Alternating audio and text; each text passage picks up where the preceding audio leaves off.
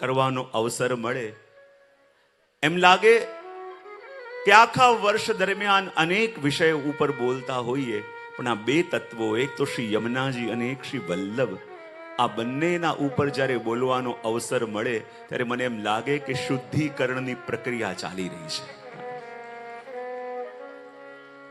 બે તત્વ દ્વારા શુદ્ધિ થઈ શકે. યા તો જળ દ્વારા આપણે શુદ્ધ કરીએ, અને જે વસ્તુ જળથી શુદ્ધ ન થાય ને એને અગ્નિમાં તપાવીને કરવી પડે. અને આ વૈશ્વાનર અગ્નિ એ આપણા શ્રી વલ્લભ છે. અને અગ્નિનું કાર્ય શું? વસ્તુને શુદ્ધ પણ કરે અને વસ્તુને સિદ્ધ પણ કરે. તમે કાચી સામગ્રી યા કાચું અનાજ બહારથી લાવ્યા હોય તો એ કાચું વસ્તુ શું ભોગ ધરાય? હા કે ના તો પાડો. પહેલા એને શુદ્ધ પણ કરવું પડે અને સિદ્ધ પણ કરવું પડે. અને શુદ્ધ પણ થાય અને જ્યારે અગ્નિમાં તપે ત્યારે સિદ્ધ થાય, ત્યારે પ્રભુને યોગ્ય બને. તો આ અગ્નિમાં આપણે કહીએ ને, ચોખા બહારથી આવી ગયા હોય અને એને જેમ સિદ્ધ કરવા હોય તો અગ્નિમાં ચઢાવવા પડે, અને અગ્નિમાં ચઢે ત્યારે સાચા અર્થમાં એ પરિપક્વ બને. તો આ 5 દિવસ આપણે એ જ કરી રહ્યા છીએ કે પ્રભુના જીવો સન્મુખ આવ્યા તો છે, પણ પ્રભુ ગ્રહણ કરતા કેમ નથી? કારણ કે હજી થોડા કાચા છે.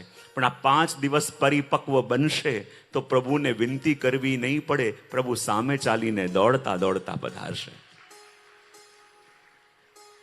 અને એ શ્રી વલ્લભના ગુણગાનનો જ્યારે આપણે પ્રયત્ન કરી રહ્યા છીએ, શ્રી વલ્લભનું ગુણગાન આપણે શ્રવણ કરી રહ્યા છીએ. અને કાલે આપણે એ પણ દર્શન કર્યું હતું કે બધા જ શ્રી ગુસાઈજીના ગ્રંથોના આધારે આપણે શ્રી વલ્લભની એ રીતિ પ્રીતિ સમજવાનો પ્રયત્ન કરીશું. વલ્લભના નામ રૂપ લીલા ગુણને સમજવાનો પ્રયત્ન કરીશું. પણ વિચાર કર્યો કે એમાં કંઈક આધાર રાખીએ કે જેના આધારે ખાલી હું બોલું અને તમે સાંભળો તો ગુણગાન ન કહેવાય, આપણે ભેગા મળીને કરીએ તો ગુણગાન કહેવાય. ખાલી હું બોલું અને તમે સાંભળો ને તો પ્રવચન થઈ જાય, ઉપદેશ થઈ જાય. પણ આપણે ભેગા મળીને જો આ વલ્લભ ગુણગાનની યાત્રા એવી છે જેમાં હું કહીશ કે મારી પાછળ પાછળ ન ચાલશો, મારી આગળ ન ચાલશો, મારી ભેગા ચાલજો. અને ભેગા ચાલતા ચાલતા આપણે વલ્લભના ગુણગાન કરવા માટે જઈશું. અને આ યાત્રા તો એવી છે કે ગુણગાન કરીએ ત્યારે ભેગા મળીને કરીએ. અને ભેગા મળીને કેમ? એક ઓરડાની અંદર ઘણી બધી સિતાર મૂકેલી હોય, એમાંથી કોઈ એક સિતારના તારને તમે કમાઈ દો તો એનું કંપન ત્યાં ઓરડામાં રહેલી બધી સિતારોના તાર ઉપર અનુભવ થશે કે નહીં?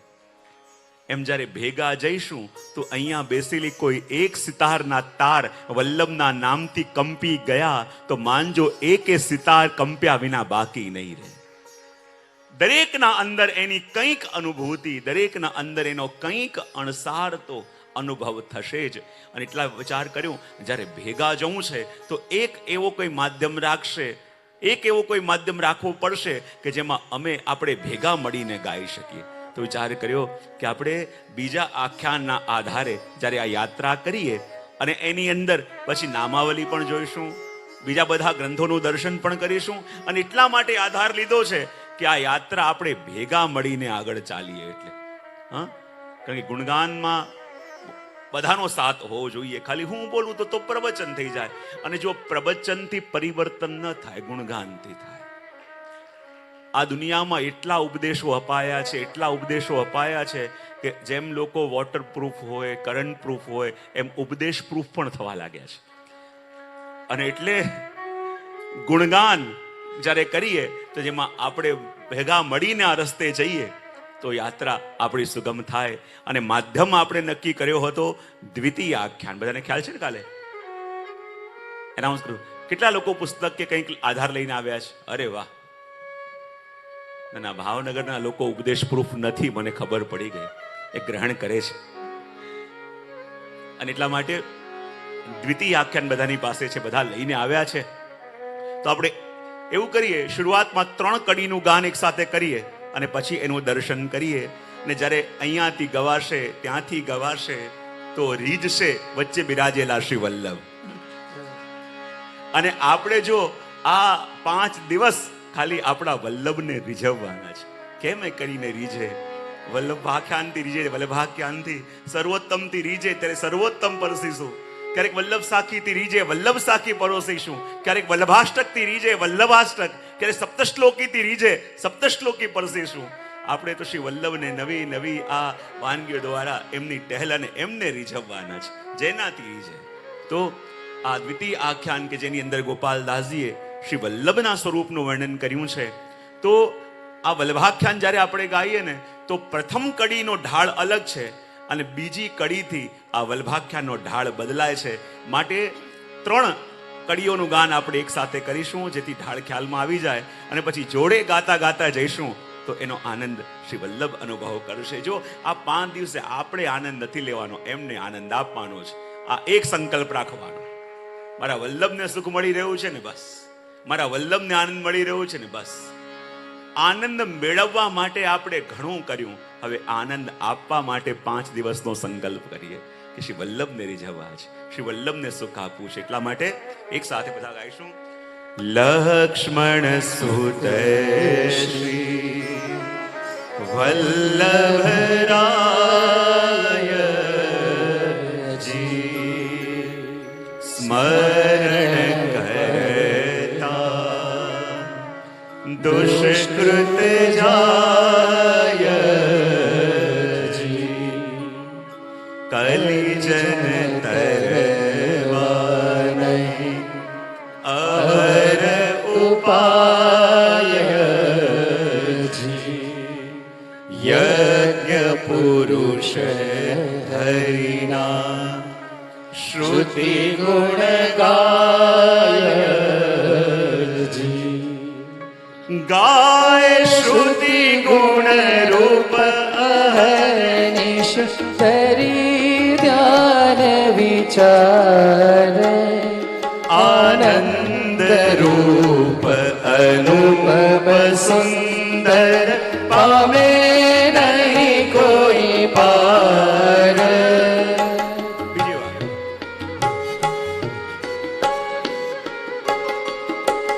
ગાય શ્રુતિ ગુણ રૂપ અહર્નિશ તરી ધ્યાન વિચાર આનંદ રૂપ અનુપ સુંદર પામે નહીં કોઈ પાર.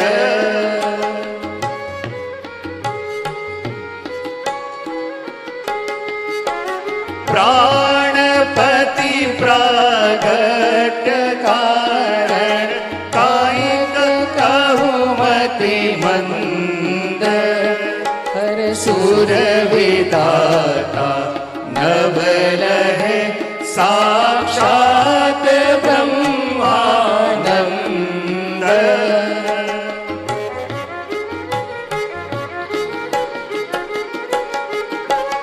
પ્રાણપતિ પ્રાગટ કારણ કાયક કહું મતિ મંદ હર સુર વિદાતા નવલ હે સાક્ષાત બ્રહ્માનંદ. સાક્ષાત બ્રહ્માનંદ સાક્ષાત બ્રહ્માનંદ.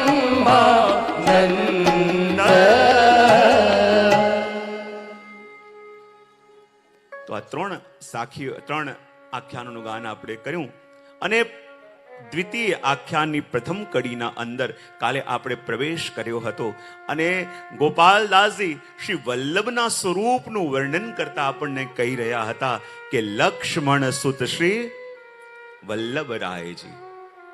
જો આ કડીનું ગાન બધાએ કરવાનું છે. લક્ષ્મણ સુત શ્રી વલ્લભરાય જી. એક સાથે બધા. ક્યા વાત છે. એમને એમ ભાવનગર નામ નથી પડ્યું.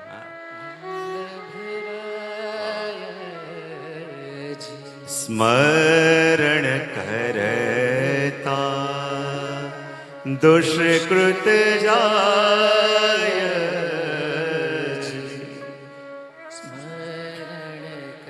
ક્યા વાત હે, વાહ વાહ. દુષ્કૃત જાય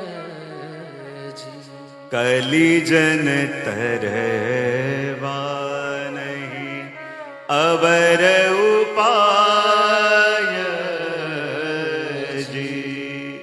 કલિજન વાહ વાહ, ખૂબ સુંદર. અવર ઉપાય યજ્ઞ પુરુષ હરિના શ્રુતિ ગુણ ગાય યજ્ઞ પુરુષ હરિના શ્રુતિ ગુણ ગાય ગોપાલદાસજી વર્ણન કરતા કહે છે કે લક્ષ્મણ સુત શ્રી વલ્લભરાયજી અને સ્મરણ કરતા દુષ્કૃત જાયજી. કહેવાય છે કે શ્રી વલ્લભનું સ્મરણ કરીએ તો આ વલ્લભ કેવા છે? બોલે લક્ષ્મણ સુત. કાલે વાત કરી હતી, લક્ષ્ય જ્યારે પ્રભુ થઈ જાય અને મન પણ પ્રભુમાં લાગે એને ઘેર વલ્લભ અવતરિત થાય. અને એવા લક્ષ્મણ સુત શ્રી વલ્લભરાયજી અને સ્મરણ કરતા દુષ્કૃત જાયજી. એવા ઘણા બધા હોય કે એને શરણે જવું પડે, એનું નામ લેવું પડે, એની ટહેલ કરવી પડે પછી કૃપા થાય. પણ આપણને તો એવા ગુરુ મળ્યા છે કે સ્મરણ કરતા દુષ્કૃત જાયજી. શ્રી વલ્લભનું સ્મરણ કરીએ ને તો સ્મરણ કરવા માત્રથી આપણી અંદર કોઈ દોષ રહી શકતા નથી. કહેવાય કે એક જીવ જ્યારે પ્રભુને પુકારતો હતો અને ગુરુનું નામ લેતો હતો, એના ઘરે ગુરુ અને પ્રભુ એક સાથે પધાર્યા. અને જ્યારે ગુરુ અને પ્રભુ એક સાથે પધાર્યા, પેલો વિચાર કરે જે ગુરુની કૃપાથી મળ્યા એ પણ પ્રભુ આવ્યા છે, અને જેને પ્રભુ બતાવ્યા એ પ્રભુ પણ આવ્યા છે, અને બંને સામે આવ્યા. વિચાર કરે કે હું કોને વંદન કરું? પેલા ગુરુને વંદન કરવા ગયો કે આમની કૃપાથી પ્રભુ મળ્યા છે. ગુરુ કે નહીં, મને નહીં, આમને પકડ. પેલો કે ઠીક છે, પ્રભુની પાસે ગયો. હવે પ્રભુની પાસે ગયો, પ્રભુ કહે કે મને અહીંયા લાવવા વાળું કોણ છે? બોલે આ. ગુરુની પાસે જા. ફરી પેલો ગુરુની પાસે ગયો. ગુરુ કહે કે હું તને લાવવા વાળો અને આ તને બનાવવા વાળો, માટે એની પાસે જા. હવે પાછો એ જીવ જ્યારે પ્રભુની પાસે ગયો અને કહે કે હું ગુરુની પાસે જાઉં છું, તો ગુરુ કહે છે કે આપની પાસે જાઓ.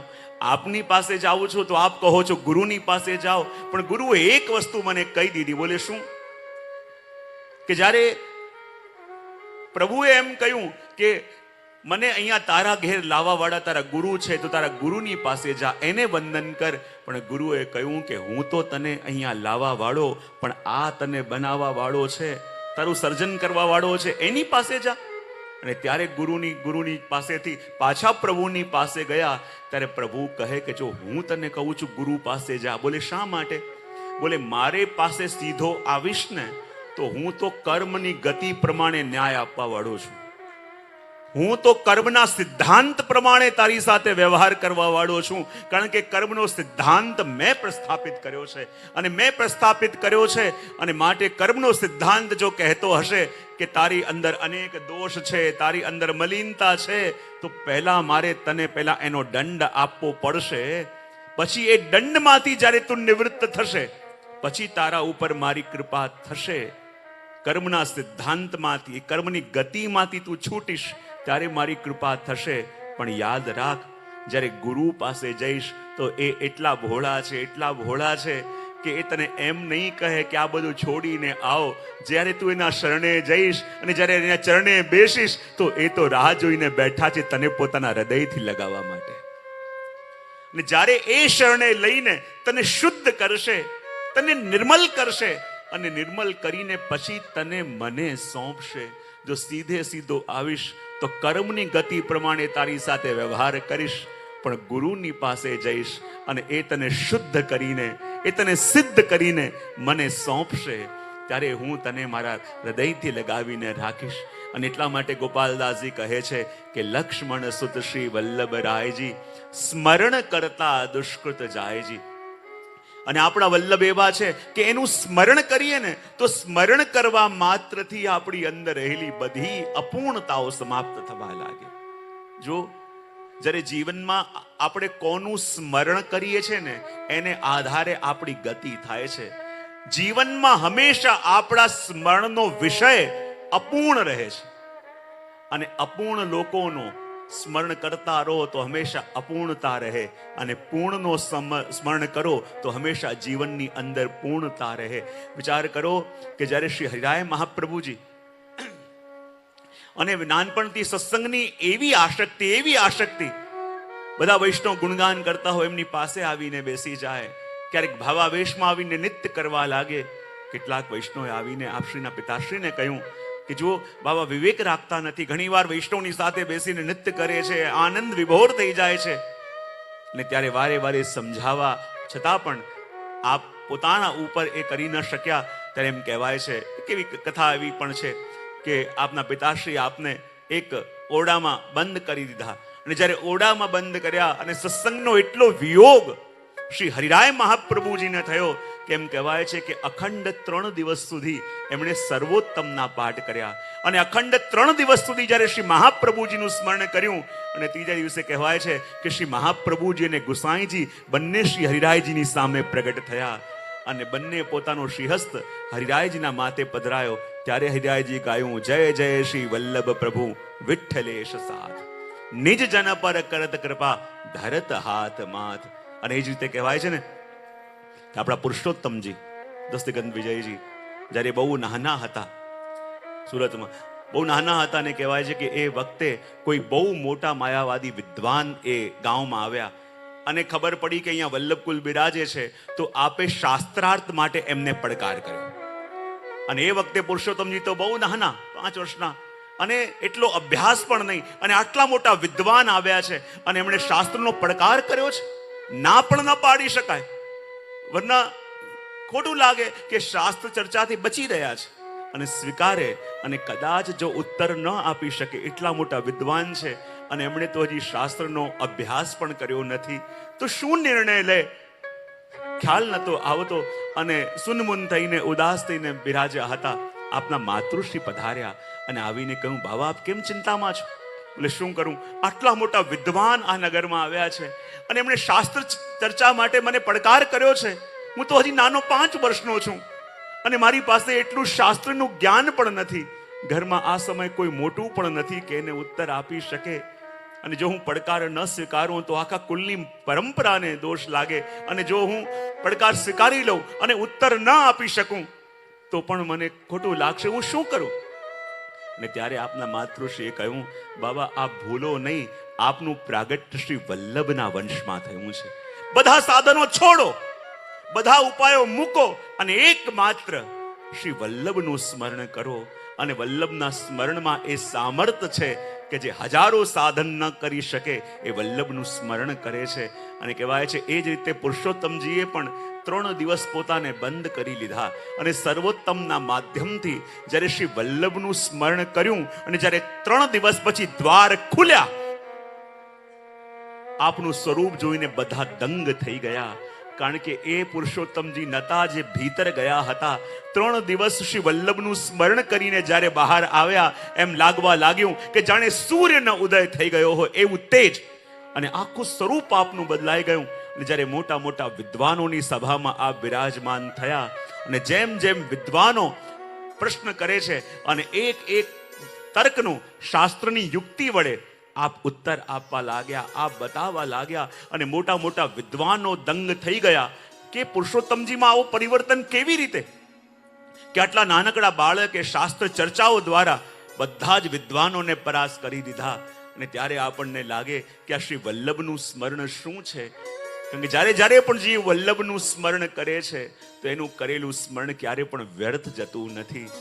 જ્યારે જ્યારે પણ હું ઘણી વાર કહેતો હોઉં ને કે આપણે તો એનું સ્મરણ કરીએ, પણ ક્યારેક ક્યારેક વલ્લભને પણ આપણી યાદ આવતી હશે કે કેમ? હા, હું ઘણી વાર કહું કે આપણે તો વલ્લભનું સ્મરણ કરીએ, પણ વલ્લભ આપણને યાદ કરે છે, ખબર કેવી રીતે પડે? હું ત્યારે કાયમ કહેતો હોઉં છું કે 24 કલાક લૌકિકમાં રહેવા માટે ટેવાયેલું આપણું મન, 24 કલાક લૌકિક કાર્યોમાં રત એવું આપણું મન, અને એવા મનની અંદર યદિ સત્સંગમાં જઈને બેસવાનું મન થાય તો માનજો આજે મારા ગુરુએ મને યાદ કર્યો છે, આજે મારા વલ્લભે મને યાદ કર્યો છે. એના સિવાય અહીંયા આવી ન શકાય, એના સિવાય જીવનના અનેક પ્રલોભનોને છોડીને અહીંયા આવીને બેસી ન શકાય. અને આપણે આવી ગયા છીએ એટલા માટે લક્ષ્મણ સુત શ્રી વલ્લભરાય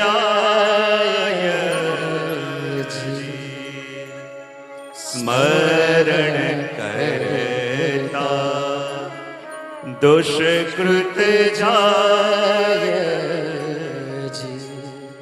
કલિજન તરવા નહીં અવર ઉપાય